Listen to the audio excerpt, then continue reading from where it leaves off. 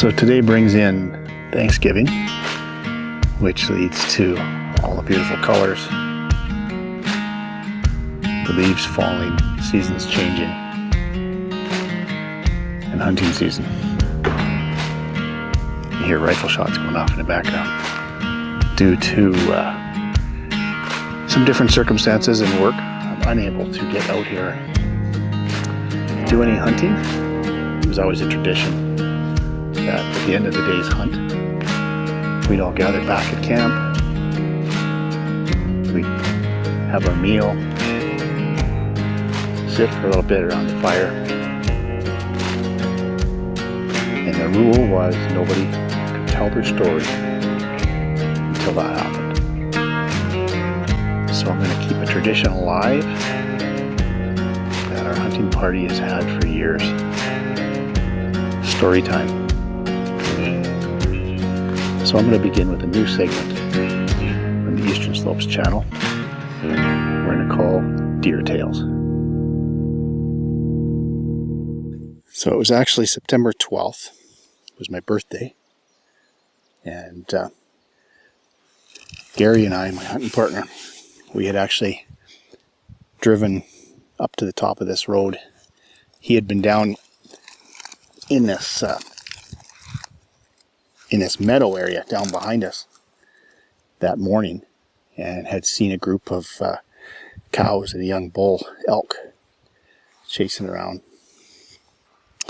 And he got some film footage, and when he came back to camp he showed me and he says, I think we should go there and try there this evening. So we came back about mid-afternoon, parked up on top of the hill, and we were just kind of contemplating how we were going to approach this and kind of wait. It was still pretty warm. Thought we'd wait, an hour or so. So while we're parked up there, this other pickup truck comes down the road, pulls up beside us, and these two old guys get out, start talking to us, and want to know what we're doing and what we're after. And so we kind of let them know that we were out here elk hunting, but we certainly didn't give any indication that we had seen elk down here and that's what we were after. We were just out taking in the wonder, giving hope as we were hunting. So he proceeded to tell us all about his hunting exploits over the course of many, many years. He probably sat there and talked for an hour and a half. And he kept saying over and over again, he's hunted out here for years. He says, there's no elk down here. He says, I've been down here lots of times every year. There's no elk around here. And he wanted to know what we were using for an elk bugle. So I showed him the bugle I was using. And lo and behold, he goes to the back of his truck and pulls his out. He says, here, let me show you how I call elk. And both Gary and I were like, oh no. We know there's elk down here at the bottom of the hill. We don't need this. One, he's either going to be really good and he's going to get a response, or two, he's going to be really bad and he's going to chase everything off. Well, he was really bad. He was really bad. And he called and blew on that bugle for 15 minutes. He says, that's how you do it. He says, that's how we call in the elk.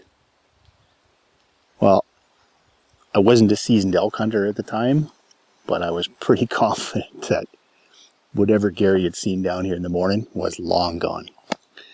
Anyways, he decided to peel out, said his good nights, good lucks, and off he went. So Gary and I come down the road, and we got down to the bottom. I don't know if you could see in the back there the tree line. Down deep in the tree line, past the poplars, there's a spruce stand. And there's a little bit of a seismic line that goes in there. It was pretty dark. So we decided we'll go in there and we'll split up. And the plan was for Gary to move up the meadow, back up towards this way on the far side. And myself, I would stay deep in the dark woods. And we decided that we were going to call back and forth. We'd I would bugle, he would cow call, we'd wait 10, 12, 15 minutes, and then he would send off a bugle and I would cow call. Well, we did this back and forth for about half an hour maybe, and I got a response from a bull that was pretty close. It sounded like it was under 100 yards. And I'm like, is that a real bull? Because this was actually the first time I'd actually been seriously elk hunting. Is that a real bull that I'm hearing? Or did we call in another hunter? And so I let out a cow call. Gary bugled quietly about 200 yards away. Right away, this other bull answered. And I could hear it was coming in closer. That was about 50 or 60 yards away. I could hear it crackling through the bush. So I thought, okay, this is the real deal. I'd never shot anything with my bow yet. I was so new to hunting. I didn't have any camo. I was dressed in, a pair of jeans and a black sweater. And it was dark in there, so I kind of blended in. And I let out a couple cow chirps, and I could hear this crashing in. And pretty soon, right out in front of me, this little 4-point bull come out, and he was 15 yards away. And he stopped right in front of me and just leaned into a bugle. And I could feel it right in my chest. Like it just reverberated all right through me. And I was trying not to shake too bad. I'd already had my release on my bow, and I kind of backed in behind the spruce tree that I was hiding behind, and I turned my head and I let out a cow call, and that brought him 2 or 3 steps farther ahead. And I drew back and waited for him to step out from behind the tree that he was behind. And as he did that, he took that one step, and then he let out another bugle. And I put the pin right on him, released my arrow, and he took off. And I immediately, my first response was to grab my bugle and let out a squeal, hoping it would stop him. I couldn't tell if the shot was fatal or not. Everything happened so fast, I didn't get to see my arrow. And he took off, and he busted out into the open down here. And when Gary heard me bugle, he bugled. And the elk let out a bugle. But I could hear him still crashing up So I grabbed my gear and I started following him. And I come out of the tree line, out into the open, and the grass was really tall. I still couldn't see him. I could hear him up ahead of me. And I let out a couple cow calls thinking I'd stop him. And Gary was letting out cow calls because he, at that point, didn't know what was going on. And he came out the tree line, and he's standing there going like, "What's going on? You're bugling over and over again, and you're out here in the open. Like, what's happened?" So I pointed up ahead, and we came together and let him know what all had transpired and how it all played out. And his blood trail originally going up the tall grass was fairly easy to find.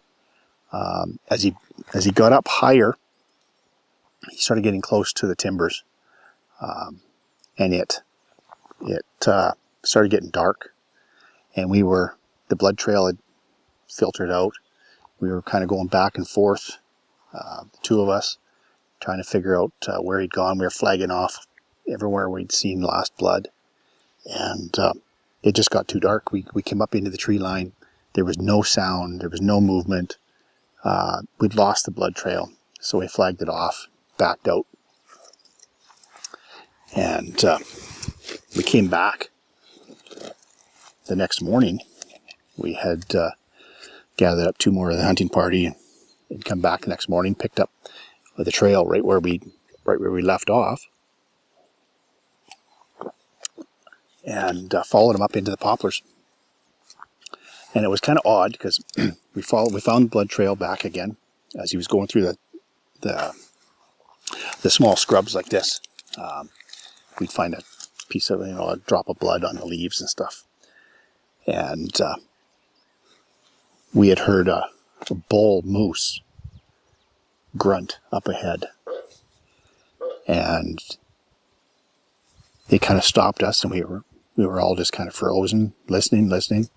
And it let out a grunt again. That whoa, whoa sound. So we weren't quite sure. There was a trail that kind of went up that way, so we kind of followed him up. And Jeremy, Gary's son, was with us, and he had gone up ahead. And he yelled to us. He says, "I found him. He's over here." And he had literally just expired. He'd given a couple little struggles to get up and passed away. So he laid there all night long. You could see he thrashed around because the grass was all flat all around it. But it was kind of interesting. That was a Saturday night. We recovered him on Sunday, and at that time Sunday hunting was not allowed. So we hiked back up to the top of this hill to the gas line, and where we had cell service. I called my wife and I said, "Can you please give a call to the game warden, let him know where we are, and just in case anybody reports us, because we're going in with our bows and stuff, and let him know that we weren't hunting, we were retrieving an animal." He had actually come up and met us some hours later, just to make sure that everything was kosher and legal. And so that was my very first bow kill. It happened on my birthday, and I thought that was a neat way to top off one of the highlights of my bow season, or my bow hunting career. So that's my story. I've taken my turn. Now it's your turn. We'll sit back and we'll listen to your story. Take care.